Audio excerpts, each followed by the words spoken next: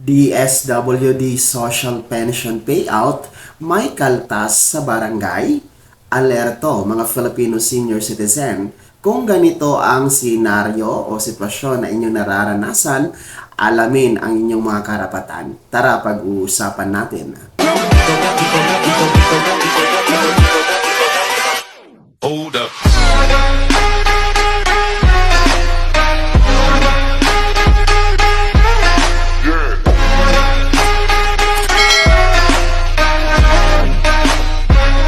Hello mga ka-vlogs! Welcome dito sa aking YouTube channel. Magandang araw po sa lahat ng mga manonood. Saan po kayong dako sa mundo. So ito na nga mga ka-vlogs, no? Meron po tayong real to life story or talagang totoong nangyayari sa ating mga Filipino senior citizen. Kabilang na po itong tinatawag natin na DSWD Social Pension Payout, sapagkat noong Sabado, meron po nag-message sa akin sa pamamagitan ng official Facebook page ko kung saan andyan po sa inyong screen, kasi meron siyang concern about the DSWD Social Pension Payout na di umano ay hindi buo na 6,000 pesos yung natanggap nila, sapagkat meron pong kaltas na ginagawa ang barangay nila. So ito po ang ating pag-uusapan, kung talagang legit po ba ito, lihitimo ba, dapat ba na merong kaltas ang barangay, ano ang dapat ninyong gagawin. Pero bago po yan, ay kung bago ka pa lang dito sa aking YouTube channel o hindi ka pa nakasubscribe dito, inalinyahan ko po kayong i-click ang ating subscribe button na nasa baba. At huwag kaligtaan na i-turn on na rin po yung notification bell. Pakilagay sa all para updated ka sa lahat ng mga videos na i-upload ko. Mabalik tayo dito sa sinasabi kong nangyayari talaga, dito sa DSWD Social Pension Payout. Noong Sabado, mayroong nag-message po sa aking official Facebook page, sapagkat tinanong niya po kung tama ba itong ginagawa ng kanilang barangay. So kung makikita nyo sa inyong screen, ay tinatanong niya po kung tama ba na yung 6,000 pesos ay 2,000 pesos lang ang kanilang matatanggap, at yung 3,000 pesos ay gamot at gatas yung ibibigay. And tinatanong niya kung saan na napupunta yung 1,000 piso na kulang. So ito yung pag-uusapan natin, tatakpan lamang natin yung mukha ng ating sender, para dala din po sa kanyang protection, sa kanyang privacy. Of course, alam ko nanonood po itong ating sender, dito sa video na to.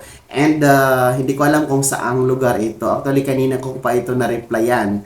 Na-replyan ko po ito sa ating Facebook page. So, ito yung pag-uusapan natin, sapagkat tinatanong niya kung legit ba, tama po ba na hindi buo na 6,000 pesos yung social pension payout. Unang-una po, ang ating DSWD Social Pension Payout ay ginagawa na po siyang per semester, kumbaga, hindi na po siya quarter.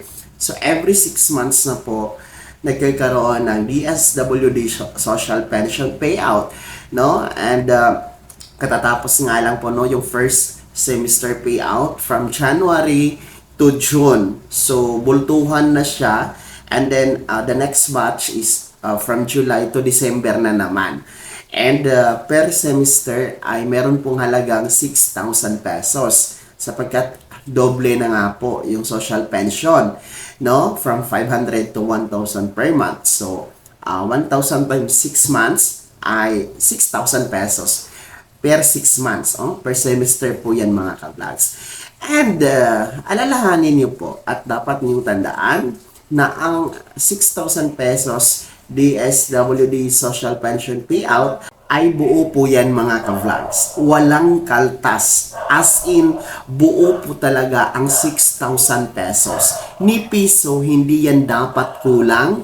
Ni piso, hindi po yan dapat kinakaltasan ng sino man, maging ng DSWD, ng LGU, ng OSCA, at ng barangay. So, bawal po yun. So, dito naman kasi sa case, no, sa kaso nitong ating sender, no, na kung saan ay out of 6,000, sinasabi daw ng barangay, no, ng kanilang barangay official na nagkaroon sila ng meeting na yung 6,000 pesos ay maging 2,000 pesos lang yung cash na matatanggap ng mga benepisyaryo. And merong halaga na 3,000 pesos pero gatas po yun at gamot. So yun lang, as in 5,000 kung itutotal po natin yung halaga. Kaya tinatanong niya kung saan yung 1,000 piso. Eh, bawal na bawal po yun. Unang-una, hindi po tayo po pwedeng magbigay ng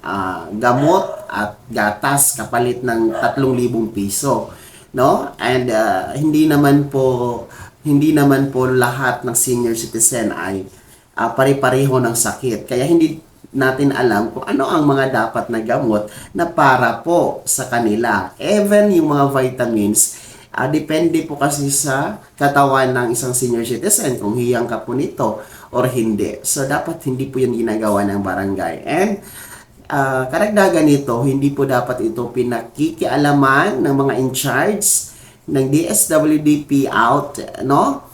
Social pension payout at ng barangay officials. Hindi po to dapat kinakaltasan. Alamin nyo talaga, no, ang inyong karapatan. Karapatan nyo magreklamo, no, sa ating sender. Ang advice po natin sa inyo, pwede nyo po yung ireklamo sa inyong OSCA office. Ha? Kasi sinasabi mo na ang in charge ng payout at ng barangay chairman nyo or barangay officials nyo yung nagpa-meeting na 2,000 lamang yung makukuha nyo. So, pwede nyo po yung i-report, no? Mas mabuti kung during payout nyo, picturean nyo or videohan nyo na 2,000 lang yung natanggap nyo at binigyan kayo ng gatas at gamot, no? Dahil kapalit nga ng 3,000. And mas mabuting videohan nyo po yun, no? Picturean nyo po yun para meron kayong ebidensya na talagang yun lang po yung nakuha nyo.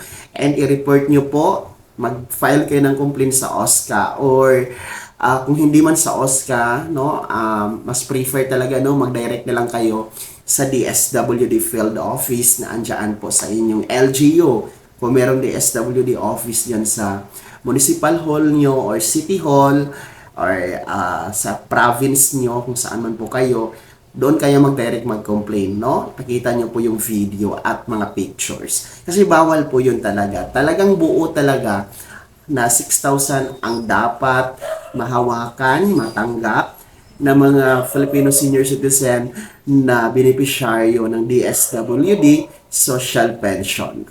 Sa mga nakaranas po ng parihong sitwasyon ng ating sender, no, kung kinakaltasan po ang inyong DSWD social pension payout, ay maaari din po kayong magreklamo sa DSWD field office na andyan sa inyong city or municipal hall, mga ka-vlogs, or hindi kayo sa province, no, na DSWD. Sapagkat ulitin ko, bawal po yan na kaltasan. Dapat buo po talaga na 6,000 pesos yung matatanggap per semester, no? And then total of 12,000 pesos for the whole year. Yan dapat ang matatanggap ng ating mga senior citizen na kabilang sa indigent DSWD social pension beneficiaries. Kaya naman po sa mga in charge dyan at sa mga barangay officials, so yun ang pakialaman, no? Pwede kayong makialam, mag-facilitate sa proseso ng payout, pero bawal na bawal, wag nyo po yung kaltasan sapagkat hindi po yan inaalaw ng batas, no, ng IRR under po dito sa DSWD social pension. Kasi kung may magrereklamo sa inyo, baka makasuhan pa kayo. Iwasan nyo na yan, mga barangay officials. And maawa naman po kayo sa mga senior citizen, kasi nga indigent indigent senior citizen yung kabilang or beneficiaryo ng social pension. Kaya nga sila napasali dyan sapagkat mahirap sa mahirap yan sila. Huwag nyo nang kaltasan kasi kawawa po sila. Pambili po yan nila ng pagkain, ng gamot, ng mga vitamins, ano pa man yung pangangailangan nila.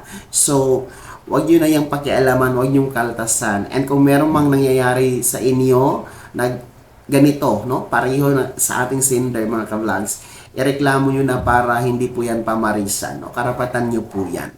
So, ayun, ito lang po ay isang reminders, palatandaan na meron talagang nangyayaring corruption, no, sa DSWD Social Pension Payout. Patunay po ito, no, dito sa ating sender, patunay po ito na laganap talaga ang corruption dito sa ating bansang Pilipinas. Bago ako magtapos sa video na to, kung nais na pong sumuport sa aking channel, maaari nyo pong i-click yung super thanks button na nasa baba. Sa mga nais maging miyembro, ayan po ang ating join button. Mamili ka ng mga perks na andyan, mga ka-vlogs. Sana'y naging gabay ang video na to kahit paano ay na-update tayo, napaalalahanan tayo sa ating mga karapatan bilang mga Filipino senior citizen. Kung hindi ka pa nakasubscribe dito sa aking YouTube channel, maaari nyo nang i-click yung ating subscribe button na nasa baba at pakipindot na din po yung ating notification bell. Ilagay nyo sa all para updated ka sa lahat ng mga videos na i-upload ko. Maaari mo ding i-like ang video na to. At kung meron ka pang mga katanungan, maaari nyo i-comment sa comment section na nasa baba. At paki-follow na din po yung aking official